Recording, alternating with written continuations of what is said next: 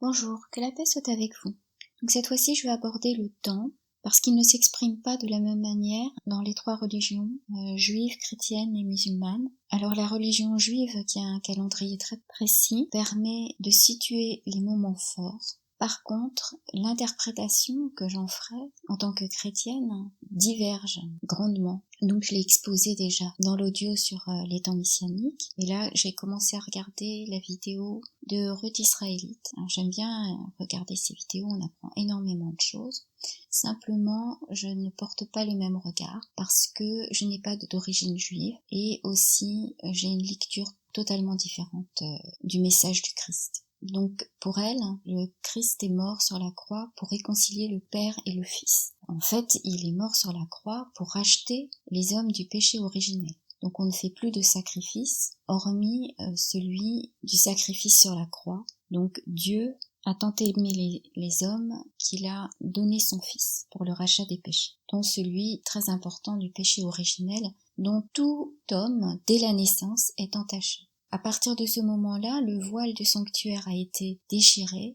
Nous ne vivons plus les temps de la même manière que les Juifs, puisque nous sommes entrés dans la période profane, où le pur et l'impur se côtoient.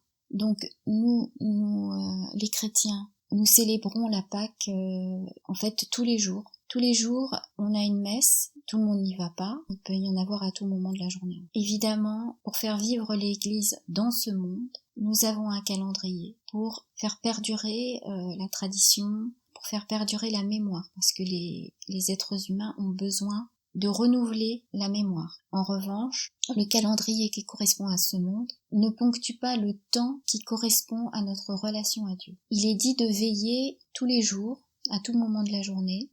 Le moment de la moisson n'est pas donné, donc personne ne peut le connaître. Seul Dieu peut le connaître. Et donc cette lecture nous aide à comprendre qu'il ne faut pas se fier au calendrier tel que les hommes peuvent le comprendre grâce à leur raison, mais tel qu'ils peuvent le percevoir dans leur cœur. Et dans le cœur des chrétiens, la Pâque, c'est tous les jours. Alors ce point éclairci, j'en reviens donc à l'Apocalypse, qui peut être interprété de diverses manières.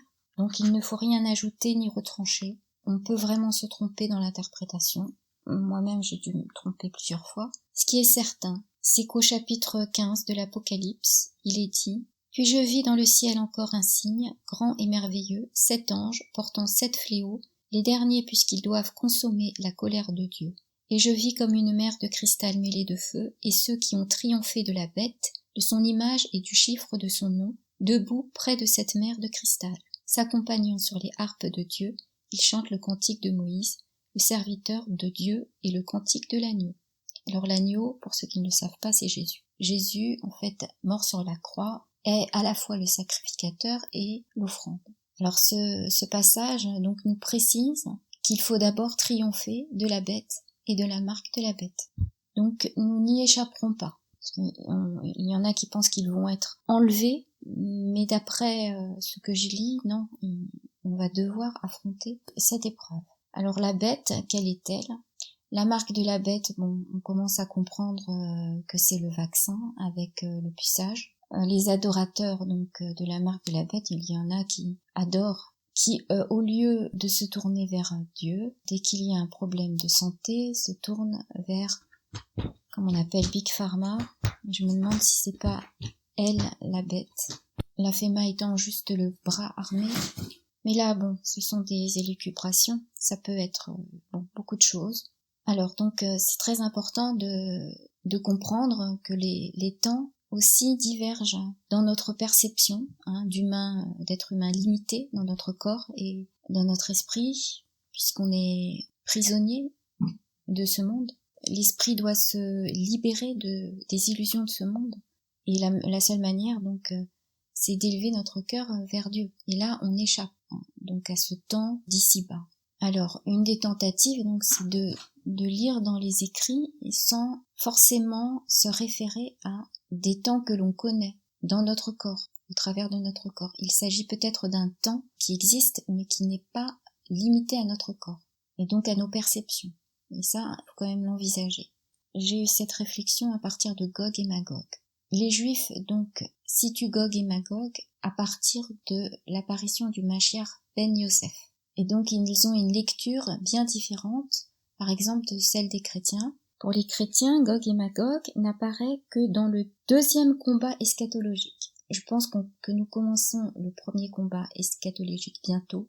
Il va venir, il y a des signes, mais nous n'en sommes pas encore au second combat eschatologique, les deux combats étant séparés par 1000 ans. Donc je lis Saint Jean, chapitre 20, « Puis je vis un ange descendre du ciel, ayant en main la clé de l'abîme, ainsi qu'une énorme chaîne.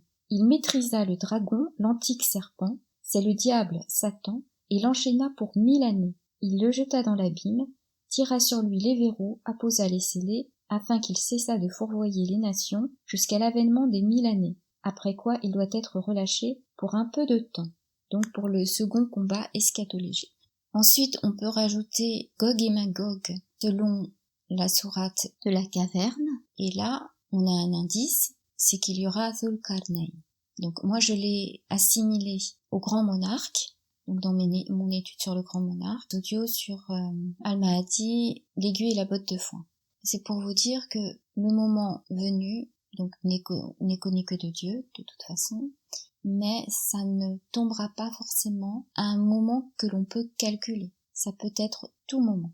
Alors c'est important parce que, en fait, ça veut dire qu'il ne faut pas se fixer sur le quand ça arrivera, mais sur ce que l'on doit faire aujourd'hui, dès maintenant. Donc c'est de mettre de la lumière là où il y a les ténèbres. Pour mettre de la lumière, eh bien, faut élever son cœur et le tourner vers Dieu. C'est le seul moyen.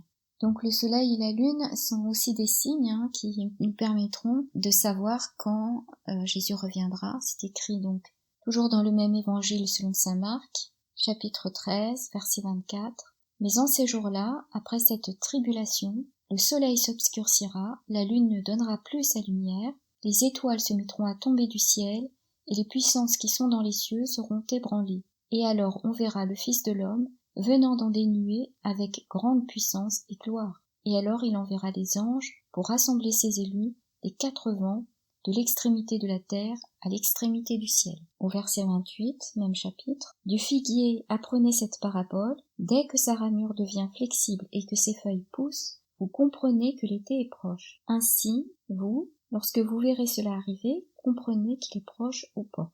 En vérité, je vous le dis, cette génération ne passera pas que tout cela ne soit arrivé. Le ciel et la terre passeront, mais mes paroles ne passeront point. Quant à la date de ce jour ou à l'heure, personne ne les connaît, ni les anges dans le ciel, ni le Fils, personne que le Père.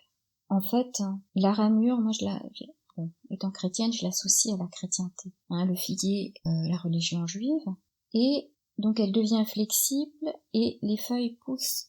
Et donc je vois plutôt la ramification avec les musulmans. Mais ça, c'est une interprétation personnelle, évidemment. C'est une interprétation qui vient du cœur. Et donc, c'est en train de venir. Les gens en ont assez de dire que les religions séparent. Dieu est amour. Il veut sauver le monde des conséquences de la chute d'Adam et Ève. Il sait qu'on est en proie aux illusions. Et il nous a donné des armes. Il nous a donné des écrits. C'est le moment de s'en servir pour lever le voile, pour sortir de ce monde d'illusions, pour voir la vérité, être dans la lumière. Alors je vais revenir sur la lumière. Je lis maintenant le passage de la Genèse différemment, depuis que je perçois la lumière et les ténèbres d'une manière différente. Donc on en a une description dans la Genèse. Donc au chapitre 1, verset 1, « Au commencement, Dieu créa le ciel et la terre. Or la terre était vide et vague, les ténèbres couvraient l'abîme, et un souffle de Dieu agitait la surface des eaux. Dieu dit que la lumière soit, et la lumière fut. Dieu vit que la lumière était bonne, et Dieu sépara la lumière des ténèbres. Dieu appela la lumière jour, et les ténèbres nuit. Il y eut un soir, et il y eut un matin, premier jour. » Ça, c'est le calendrier de Dieu. C'est le calendrier où alternent les ténèbres et la lumière. Ça, c'est important à retenir parce qu'à un moment donné, il y aura la Jérusalem céleste, et dans la Jérusalem céleste, il n'y aura plus de ténèbres, il n'y aura que de la lumière, donc que du jour. La Jérusalem céleste, elle a sa description dans l'Apocalypse aussi, que je vous lis. Chapitre 21, verset 23. La ville peut se passer de l'éclat du soleil et de celui de la lune, car la gloire de Dieu l'a illuminée, et l'agneau lui tient lieu de flambeau. Les nations marcheront à sa lumière, et les rois de la terre viendront lui porter leurs trésors. Ses portes resteront ouvertes le jour, car il n'y aura pas de nuit, et on viendra lui porter les trésors et le faste des nations. Rien de souillé n'y pourra pénétrer, ni ceux qui commettent l'abomination et le mal, mais seulement ceux qui sont inscrits dans le livre de vie de l'agneau. Voilà, cela peut aussi éclairer le passage que j'ai lu de la sagesse de Salomon qui se trouve dans la Bible et qui indique que lorsqu'il y aura les ténèbres, les saints bénéficieront de la lumière. Donc il n'y a pas lieu de s'inquiéter si nous gagnons en sainteté. Nous faisons ce qu'il faut pour cela. Alors, aux ténèbres et à la lumière, Dieu a ajouté des luminaires. Au chapitre 1 de la Genèse, verset 14, Dieu dit qu'il y ait des luminaires au firmament du ciel pour séparer le jour et la nuit, qu'ils servent de signes, tant pour les fêtes que pour les jours et les années, qu'ils soient des luminaires au firmament du ciel pour éclairer la terre, et il en fut ainsi. Dieu fit les deux luminaires majeurs, le grand luminaire comme puissance du jour, et le petit luminaire comme puissance de la nuit et les étoiles. Dieu les plaça au firmament du ciel pour éclairer la terre, pour commander au jour et à la nuit, pour séparer la lumière et les ténèbres, et Dieu vit que cela était bon. Il y eut un soir, il y eut un matin, 4e jour. Donc là, en fait, ces luminaires sont faits pour une compréhension de ce qui était déjà, puisque les ténèbres et la lumière étaient déjà séparés, il y avait déjà eu un jour et une nuit. Voilà, ils servent de signes, mais comme on le voit donc dans la Jérusalem céleste, ils ne sont pas indispensables pour que soient la lumière et les ténèbres. Cependant, ils commandent à la lumière et aux ténèbres pour qu'il y ait bien une alternance de jour et de nuit. La lumière du jour que l'on perçoit, la lumière qu'on voit du soleil et celle de la lune, que projette le soleil et la lune, ces deux luminaires, en fait, ne sont pas la lumière. Ils viennent en su pour une meilleure compréhension de ce qui est déjà au commencement. Voilà, c'est comme cela que je comprends la lumière et les ténèbres et ce qui fera que nous allons vivre des jours de ténèbres pour certains et des jours de lumière pour d'autres. Lorsqu'il n'y aura plus la lune et le soleil pour nous aider à distinguer le jour de la nuit. Alors, quand le temps est proche, donc c'est important de se pencher sur l'Apocalypse qui nous donne des indications et c'est aussi l'indication du jugement, un dernier qui va venir. Donc je lis chapitre 22, verset 10. Il me dit encore, ne tiens pas secrètes les paroles prophétiques de ce livre, car le temps est proche. Que le pécheur pêche encore, et que l'homme souillé se souille encore. Que l'homme de bien vive encore dans le bien, et que le saint se sanctifie encore. Voici que mon retour est proche, et j'apporte avec moi le salaire que je vais payer à chacun, en proportion de son travail. Je suis l'alpha et l'oméga, le premier et le dernier, le principe et la fin. Heureux celui qui lave leur robe, ils pourront disposer de l'arbre de vie, et pénétrer dans la cité par les portes. Dehors les chiens, les sorciers, les impurs, les assassins, les idolâtres, et tous ceux qui se plaisent à faire le mal. Donc ceux qui lavent leur robe, nous, en tant que chrétiens, nous le comprenons par le baptême. On lave notre robe dans le sang du Christ. Voilà.